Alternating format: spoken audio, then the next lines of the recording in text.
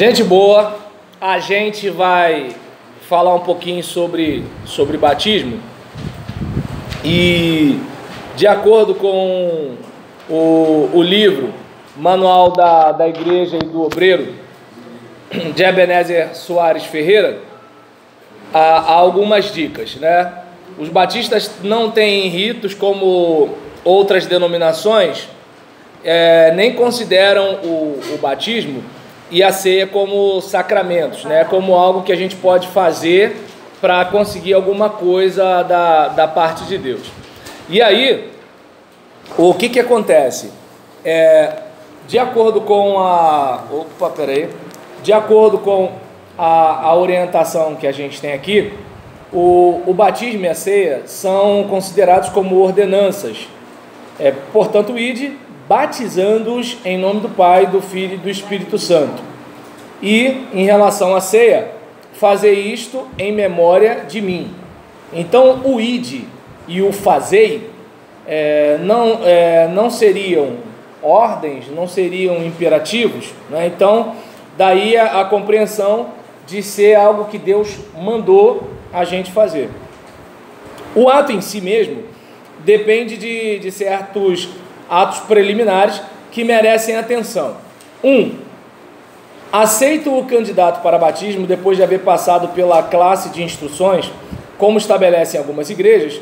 Ele deve estar instruído sobre o significado dessa ordenança.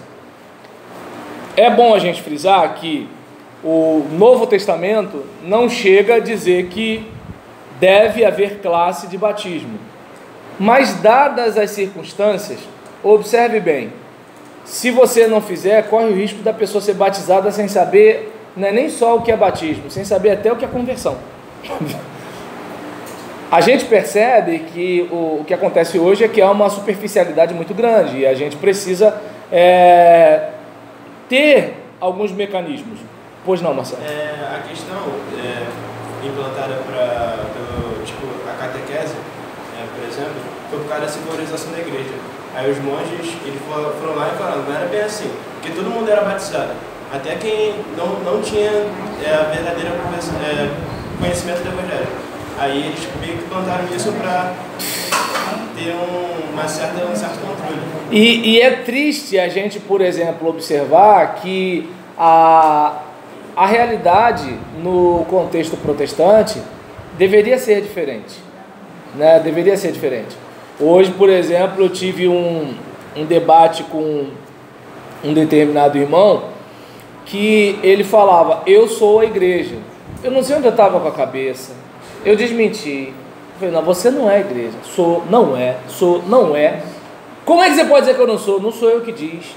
A Bíblia diz que nós somos pedras que vivem. Juntas, nós nos tornamos uma casa espiritual. O material de construção vira casa, mas ele não é a casa. Né? E aí o que acontece? Tem gente, aonde eu estiver, né? Eu sou a igreja. Não, eu não sou a igreja, eu sou membro da igreja. Se a gente pegar e cortar, arrancar a mão da Evanice agora, a gente, por exemplo, está com a mão da Evanice. O corpo da Evanice é o todo. Entende? Por exemplo, claro que se você pega a parte de alguém está ali representado naquela parte. Entretanto, aquela parte não é o corpo. O corpo é o conjunto dos membros. Né? Então, vamos lá, vamos brincar com o olho da Rossana aqui no chão. Aí, assim, não é o corpo da Rossana que está aqui no chão, é o olho. Deu para entender? Vocês acharam engraçado isso? Então, né? E achou engraçado. Tá bom. E aí, nesse caso, a respeito disso, né? Aceita o candidato para o batismo, depois de já haver passado por uma classe, ele deve ser instruído sobre o significado dessa ordenança. A orientação, de acordo com a Ebenezer Soares Ferreira, deve ser oferecida quanto à roupa para o batismo. Isso é indispensável, pois já temos observado candidatos que comparecem só de calção e moças só com 2 peças. Meu Deus, eu nunca vi isso, graças a Deus, né? Mas ele é um pastor mais vivido. E aí, em relação a isso, aí quando a pessoa molha com meu Deus, túnica, bata, isso, aí agora eu não sei. Quando molha aquela roupa, fica um negócio meio complicado, né? E aí, assim, a dica é que a pessoa esteja, né, com uma roupa adequada que não vai dar problema na hora de molhar, né? Ia falar alguma coisa, Vanessa? Mas isso aí cabe aos diáconos, pelo menos na nossa igreja, quando alguém vai, se for mulher, nós somos diaconistas. Bate esse papo. De preferência de calça Tanto a comprida. mulher quanto o homem. Não, mas eu tô falando mulher. Não, claro. Não, ele não está falando em relação a você, não. Ele está falando em relação à roupa. Não, sim, mas assim... É porque você reagiu, aí eu estou só explicando que... Isso. É que ele disse que tem que dar orientação para os dois. Ele não disse que você tem que dar orientação para os dois. Já aconteceu, não, você não, porque da mulher... Está reagindo, rapaz. Quando o homem vai virar, o camarada estava indo, foi num outro bate-cara. De sunga de banho. Não, só sunga de banho não, estava de sunga comum. Eita! Na hora que molhou tudo, quando saiu... Não precisa continuar. Foi o quê, Vamos falar de coisa boa. Então o que acontece? Não, é importante pensar nisso, por quê? Porque a gente como fica naquele clima de espiritualizar a coisa, a gente, como eu já falei, gente, tudo na igreja é espiritual. Eu lembro que uma vez um obreiro falou, porque se a gente fizer tudo espiritualmente na igreja não vai dar certo, ou seja, porque tem crente que entende que é o seguinte, tem coisa que tem que ser de jeito X, se a gente for muito negócio de Jesus e tal, a coisa não flui, pode fazer mas tem crente que pensa assim, e aí nesse caso, tudo é espiritual, então a gente precisa estar sempre atento, que assim, espiritual não é só o glória a Deus e o aleluia, é espiritual também bater esse papo, né? Então, assim, diante desse caso aqui, perdão, você pediu a palavra ou fala? Já que você vai procurar o texto, posso continuar? Então tá bom. Ele pediu a palavra e começou a abrir a Bíblia. Mas vai. Bem, lá na nossa igreja, graças a Deus, acabou isso. Mas, de primeiro é o seguinte, se viesse um presbiteriano, um assembleiano, teria que ser batizado.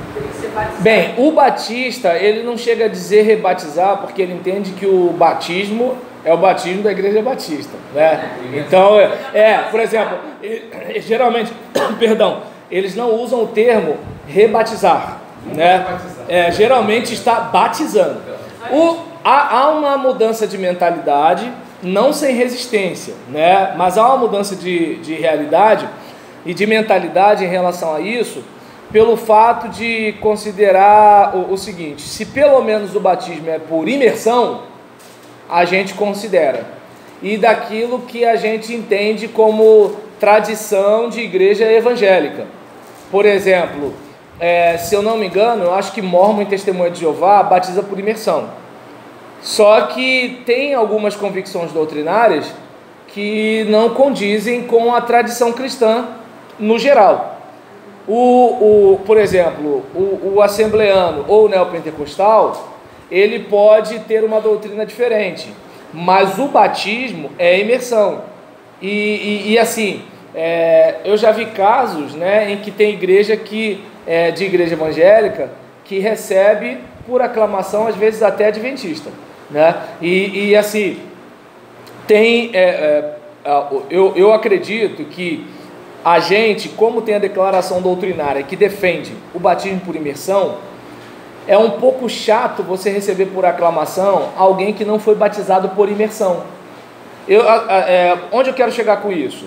Não é o meu ponto de vista, entende? Eu entendo o seguinte, para mim o batismo, ele é imersão, mas eu observo o seguinte, que os batistas lá em 1609, não se batizavam por imersão, e nem por isso eles não eram batizados, porque a luta deles pelo batismo era uma luta de batismo mediante conversão, e não necessariamente batismo só por causa de filiação, porque é filho de crente. Então, pelo menos a origem dos batistas não é uma origem preocupada com a etimologia da palavra batismo, mas é uma preocupação com a teologia do batismo. Então essa é a preocupação dos batistas iniciais. Entretanto, nós temos uma declaração doutrinária. É como, por exemplo, a declaração doutrinária diz que o crente não perde a salvação. O batista que prega que o crente perde a salvação, ele não está sendo coerente com a declaração doutrinária que sua igreja disse defender no estatuto. Ele não está sendo coerente com a igreja que bota uma placa dizendo que é uma igreja batista. E se a declaração doutrinária diz que batismo é imersão, aí você, por exemplo, não considerar a imersão como batismo, eu entendo que fica um negócio meio que assim, eu não sei se está dando para vocês entenderem, eu não estou falando da minha opinião, eu estou falando de um acordo. É como, digamos, quando eu fui para a minha igreja, não era uma questão de estatuto, mas era uma decisão da igreja de não ministrar ceia para quem era de outra denominação. Eu, por exemplo, embora pastor da igreja, eu entendi assim, não sei se é uma questão da gente ser pastor, a gente escolhe as batalhas que luta. Eu falei, eu não vou entrar numa briga por causa disso. Mas o que comecei a fazer? Ministrar a ceia só de manhã, porque de manhã não tem visitante, e aí eu explicava, irmãos, eu me sentiria constrangido de receber um irmão de uma outra denominação e não oferecer os elementos da ceia para esse irmão. Então, o que acontece? Eu não forcei a barra com a igreja e a igreja não forçou a barra comigo, entende? Até que chegou um momento que a igreja tomou a decisão de ministrar a ceia livre, em vez de ser a ceia restrita. Mas isso brotou da própria igreja, não teve forçação de barra nenhuma. Por que eu estou falando isso aí? Porque eu poderia estar, como é que eu posso dizer, sendo incoerente em que, na hora de entrar na igreja, eu aceitei. Aí agora que eu estou dentro, eu vou mudar? Entende? É que nem eu entendo, por exemplo, sucessão pastoral. Eu sei que se eu jogar aberto quem eu sou, dificilmente a igreja vai me chamar. Entretanto, se eu usar uma capa para a igreja me chamar, eu entendo que o que é pior? É a igreja não me chamar ou a igreja chamar um outro cara quando me chama? Porque a igreja não está chamando o Roberlan, está chamando uma representação, né, uma personagem, alguma coisa do tipo. Então, eu entendo que assim, se a igreja ela se diz batista, ela precisa ser coerente. Não sei se deu para entender, né? Agora, eu, Roberlan, eu tenho dificuldade de dizer que seria errado receber alguém que foi batizado por aspersão ou por efusão, exatamente. Entretanto, eu entendo que eu não seria ético, estou falando de mim, eu não seria ético considerando que a minha declaração doutrinária defende o batismo pela etimologia da palavra, que realmente, de acordo com o significado da palavra batismo é mergulhar na água. Batismo é mergulhar. Como aquele ferreiro que pega aquele ferro em brasa e mergulha na água. Como aquele tintureiro que pega a roupa e mergulha naquele recipiente com tinta. De acordo com o significado da palavra é isso. Entretanto, né, estou dando muita volta porque é um assunto delicado, né, e a gente está na internet. Mas deu para entender? Que assim, às vezes você pode até pensar um pouco diferente, mas aquele povo que está ali é o povo de uma igreja batista. Então, se é uma igreja batista, assim, tudo bem, o povo pode não ser obrigado a ser ético, mas você é o pastor. Eu entendo que você é obrigado a ser. O povo, pastor, não tem nada a ver, não tem a ver para você. O estatuto diz o negócio. Pastor, deixa o estatuto para lá. Não, você é o líder da igreja. Então, por exemplo, hoje você foi e não atendeu o estatuto da igreja, quando o certo seria mudar o estatuto. Se o estatuto não responde, muda o estatuto. Ou então você está ensinando no currículo oculto o pessoal a fazer o quê? A burlar todas as outras regras também. Se o pastor burla, por que eu também não posso? Né? Então, eu pelo menos olho essa situação. Né? Aí, digamos, tem uma pessoa falando assim, e a aceitação por aclamação? Como fica? Né? E aí, obrigado, Ana Paula, que você está me arrumando. Em relação à questão, né, de você receber um membro por aclamação, depende muito de estatuto para estatuto. Tem igreja que entende que a aclamação é para a igreja da mesma fé e ordem, e coloca isso no estatuto. Tem igreja que entende que a aclamação é só se houver o impedimento de carta de transferência da igreja para a mesma fé e ordem. Mas tem, por exemplo, a igreja que trabalha a aclamação, porque outras denominações não tem como fazer carta de transferência, assim como a gente também desliga o membro que vai para uma outra denominação, né? Isso. Entende? E às vezes o cara é afastado há 20 anos, ó, né? Essas coisas todas. E aí, por exemplo, quanto à questão da aceitação por aclamação, eu entendo o seguinte, que a aclamação pode receber pessoas de uma outra constituição, né, de uma outra compreensão doutrinária, e essa pessoa passar, né, por uma caminhada doutrinária, de preferência com o pastor da igreja, ou alguém da confiança do pastor da igreja, porque às vezes o cara está na liderança da igreja, mas ele não tem convicção doutrinária batista. Às vezes ele é carismático, prega bonito, fala bonito, canta bonito, mas ele não é a melhor pessoa doutrinariamente. Só que o povo vai o quê? O povo vai no glória, glória. Mas você é o pastor, é diferente. Então é aquele caso. Por exemplo, o irmão, ele está movido a rádio, né? Quase que eu falo o nome de rádio. Ele está movido a rádio, ele está movido a música de gravadora evangélica. Então, assim, o que ele conhece de teologia é o que ele vê na internet. Então, ele é uma coisa, você não. Você passou 4 anos no seminário. Você, por exemplo, fica de 7 da noite às 10 da noite estudando. Então, assim, você aprendeu a pegar ferramentas para pesquisar. Só um instantinho, tá, Leonardo? Então, que o assunto dela é amplo. E aí, em relação a esse caso, ter essa caminhada. Porque, por exemplo, não tem problema o irmão vir da Assembleia de Deus. Só que para o batista, o batismo no Espírito Santo não é uma segunda bênção. O batismo no Espírito Santo para o batista é o quê? É de você ser mergulhado no corpo de Cristo, de você estar embebido no mesmo Espírito, de você ser marcado, selado com o Espírito Santo, de você beber desse Espírito. Ou seja, você entregou sua vida a Cristo, o Espírito faz parte da sua vida, o Espírito está em você, você está no Espírito. Ué, mas e a questão do Taramanai? O Taramanai é dom. Então, o que acontece? Dom, como tem o dom de discernimento de espírito, como tem o dom de milagre, tem o dom de profecia, tem o dom de não sei o que lá. Claro que entre os batistas existem os cessacionistas, mas aí é outra situação, né? Aqueles que entendem que os dons não existem mais, né? E aí o que acontece? Diante de uma situação dessa, dom é dom. Então, o fato de você... se não fala em línguas, não é batizado no Espírito Santo. Mas aí o próprio apóstolo Paulo fala, todos operam milagres? Não vai ter um doido que vai dizer todos. E quando ele fala, todos falam em línguas, talvez alguém diga, sim, todos, mas ele vai falar, interpretam a todos? Então tudo indica que Paulo está fazendo pergunta retórica que exige um não.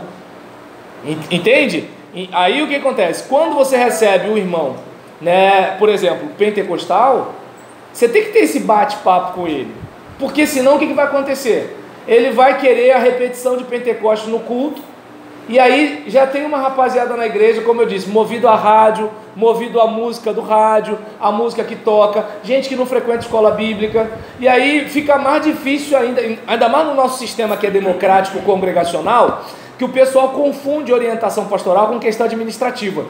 Ou seja, a questão de orientação espiritual não é facultada à igreja. A igreja não deve se meter nessa área, essa área é pastoral. Mas o que acontece? Democraticamente o povo se mete nesse negócio, e qual o problema? Não tem ferramenta para se meter nesse negócio. Mas se o pastor estiver fora de esquadro, você tem a ordem dos pastores, você tem a associação, você tem a convenção, e sem falar o seguinte, que comissão, hein? Que trabalhou para trazer o cara, hein? Né? Porque é o seguinte, o pastor afundou a nossa igreja, quem chamou? Ué, tá entendendo? Então tem que pensar nisso aí. Foi o Olavo de Carvalho que falou assim, leva lá o pastor Marcelo Lucena para ir para lá, né? Do dízimo de 7%. Então, aí o que acontece? Vou parar já, tá, Leonardo? Porque realmente o negócio é enjoado. E aí, em relação a esse caso, a classe, ela tem essa importância, né? E agora, ainda mais que agora eu vou manter a pose, porque Silvio Barbosa está me assistindo, chora. E aí, em relação a esse caso, o que é importante para a gente? De bater esse papo. O irmão é de outra denominação, vamos conversar. Isso é a igreja que tem a flexibilidade, porque tem igreja que não tem. Eu entendo que a aclamação para a pessoa de outra denominação, se for a questão do batismo, tem que pensar o seguinte: o que é batismo para a nossa igreja? Porque para o batista, batismo é imersão. Alguém que não foi batizado por imersão, de acordo com o batista da Convenção Batista Brasileira, ele não foi batizado. Está dando para entender? É como, digamos, se a gente pensar sobre calvinismo e arminianismo, né? Por exemplo, tem pastor que flerta com calvinismo. Aquele caso que assim, Deus já me separou para ser salvo, e eu não vou deixar de ser salvo e pronto, acabou. E tem o arminianismo, né? Grosso modo falando, obviamente, há muito mais coisa para a gente falar. E aí o caso do arminiano, que ele é livre para tomar uma decisão, mas ele pode também apostatar e sair. E o batista, ele pega essas duas linhas, né, e consegue pegar algo de uma linha e algo da outra. Ou seja, eu sou livre, competente e responsável, tá, que eu queria dizer, né? Eu sou livre, competente e responsável, mas uma vez que eu entreguei minha vida a Ele, eu estou seguro. O filho não vai deixar de ser filho. Aí, por exemplo, se o pastor ele for daqueles que entende sobre o crente perder a salvação, ou o camarada ser calvinista, ele não vai estar sendo ético na sua ministração da palavra para a sua congregação, que não tem as ferramentas adequadas. Então essa importância da classe está chegando, de trocar essa ideia, de bater esse papo, de modo que eu já vi situações de irmãos presbiterianos e falaram o seguinte: pelo que eu estou aprendendo aqui, eu quero me batizar mesmo. Então, assim, e às vezes irmãos que assim, não, eu não quero não, porque eu acredito no batismo que eu tive. Então é uma situação que vai variar muito de igreja para igreja.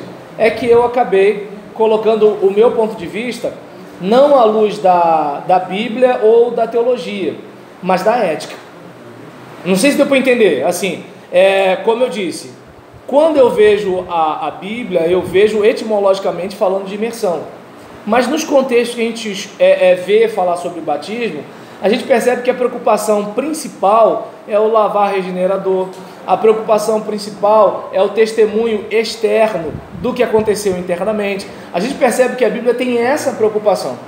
E se for pegar historicamente, os batistas lá de 1600 e alguma coisa, né, 1609, 1610, 1611, 1612, né, porque lá para 1630 e pouco já tem a imersão pelos batistas particulares. E aí, assim, você verifica lá na origem, né, lá no início dos batistas, que assim, a preocupação principal é a pública profissão de fé, é o indivíduo ter se convertido. Essa é a preocupação. Mas a declaração doutrinária que nós decidimos abraçar, ela enfatiza o que é o batismo. A gente precisa respeitar isso. Então essa é a ideia. Fala, Leonardo. Eu queria perguntar com relação ao estatuto. Esse estatuto, daí o senhor falou, ele queria padronizar todas as batistas? Não. O estatuto, ele é como se fosse uma informação para os órgãos públicos de o que é a igreja, o que faz e como funciona. Então assim, claro, um contador daria uma explicação muito mais detalhada. Se tem algum aqui, me desculpa da pobreza da minha fala, mas assim, é o básico para, digamos, quem não conhece a Igreja Batista, né? Porque tem gente que pensa que igreja é tudo igual. Então, como é que é a Igreja Batista? Se de repente tem um litígio, né, entre a Neuci e o Jorge na mesma igreja, ou de repente, por exemplo, eu já vi uma situação de uma irmã que fez fofoca de um irmão e o irmão botou a irmã na justiça, e a irmã foi condenada a dar cesta básica, mas o irmão falou que não precisava mais, que a única coisa que ele queria é que ela tomasse um susto para ela nunca mais falar mentira de alguém. E eu desconfio que ela não deve ter falado mais não. Então assim, não, tô falando sério, eu vi isso, né? Aí o que acontece? Porque assim, todo mundo releva o fofoqueiro, né? Sexo e cachaça a gente cai de tiro em cima. Agora fofoqueiro, mentiroso, caluniador, a gente deixa passar. E aí, diante desse caso, o que a gente observa, né? E para mim, eu acho que o caluniador assassina reputações, desconstrói pessoas, né? Ele faz uma guerra de narrativa, ele mancha o nome de alguém, né? Por exemplo, se o Marcelo começar a inventar um monte de coisa ao meu respeito, daqui a 20 anos, ninguém sabe quem é o Marcelo, membro da igreja X, mas todo mundo sabe, pastor Roberlan é aquele. Por causa de quê? Por causa de um infeliz que fez o quê? Desconstruiu a imagem de uma pessoa. Então, para mim, por exemplo, o adúltero, ele prejudica a família dele. O fofoqueiro prejudica a própria família e a família dos outros. Mas tem gente que morre mesmo, passa mal, essas coisas todas. Exatamente. Mas sempre que alguém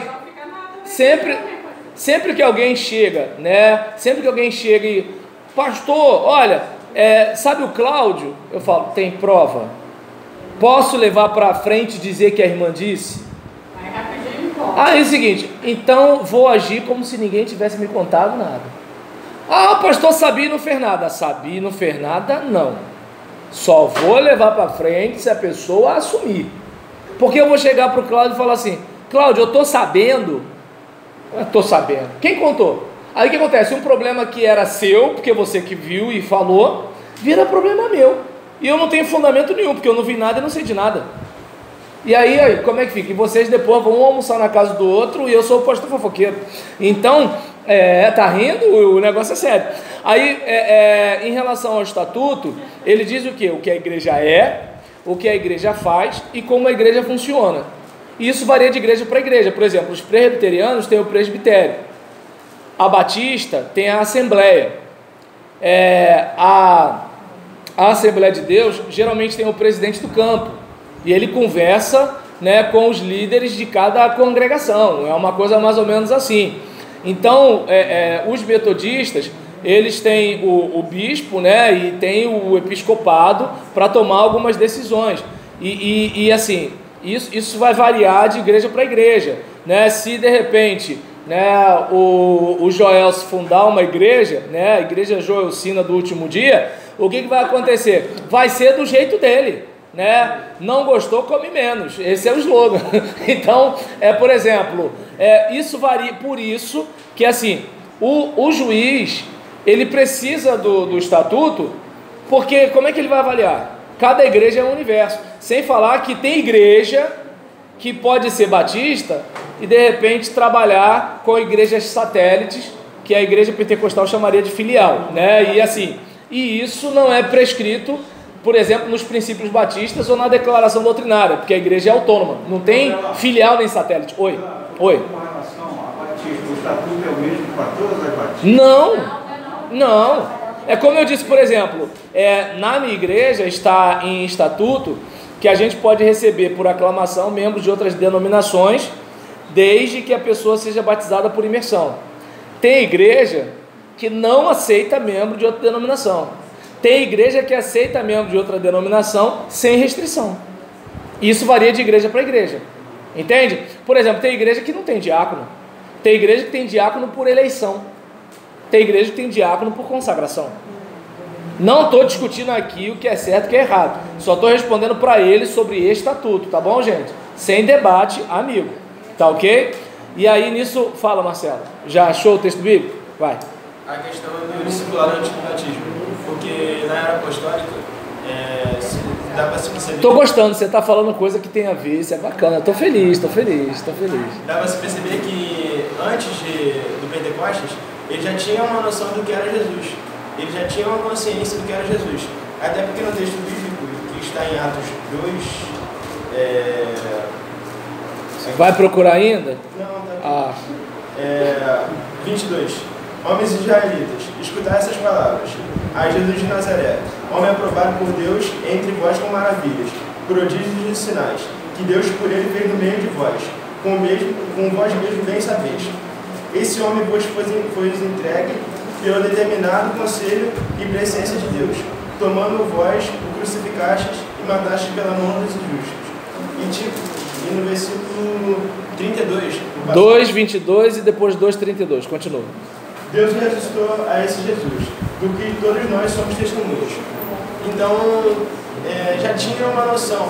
Eles não tinham como se enganar. Não tinha como falar que não entendeu. Não tinha como... Eu estou entendendo. Ou seja, eles tinham uma noção da fé cristã. É isso que você está dizendo. Então não precisaria muito da classe. Bem, eu entendo o seguinte, Marcelo, que até mesmo as nossas igrejas, se o pessoal chegasse mais junto, a gente poderia muito bem, a pessoa aprender sobre a fé. Há alguns anos atrás existiu o culto de doutrina. Um crente que frequentasse culto de doutrina, eu entendo que ele estaria apto para o batismo.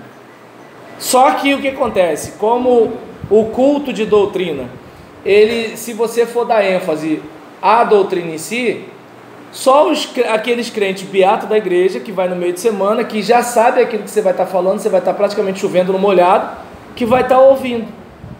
Então, às vezes, se você for pegar a questão de doutrina, é melhor você pegar a doutrina para pregar no domingo à noite. Só que domingo à noite, o pessoal quer a Shekinah, e você vai conseguir. É isso que o pessoal quer domingo à noite. O pessoal não quer... O sermão de hoje, sem vergonha, paga a conta de luz. Não, ele não quer ouvir isso. Ele quer ouvir o seguinte: agora vai, entendeu? Agora vai dar certo. É isso que a pessoa quer. Então nisso a pessoa não tem sustentação doutrinária, né? Não é nem só conhecimento da Batista, não tem de fé cristã. Aí tem que ter a classe. Fala. A parte da manhã é o culto para a igreja. Aí eu acho assim, né? O problema aqui é o seguinte. Não, eu até entendo o que a Leduína está dizendo. De manhã é para a igreja, você desce o cajado, e de noite é para o povão, como disse Joel, ser refrigério. Aí, o que o crente esperto faz, Jaciara? Aê! Nota, bate palma para Jaciara. É isso que o crente vai fazer. E aí, entende? Porque é o seguinte: se o meio de semana é doutrina, de manhã, né, é uma chamada, e de noite é refrigério, o crente só vai no domingo à noite. Então o que acontece? O pastor ou o pregador vai fazer o que na maioria das vezes? Ele vai misturar, vai botar um encorajamento no meio de semana, tá entendendo? Vai dar um alento, um pastoral de manhã, vai trazer uma doutrina de noite. Porque é o seguinte, você não sabe quem vem, entendeu? Então, porque acontece, a palavra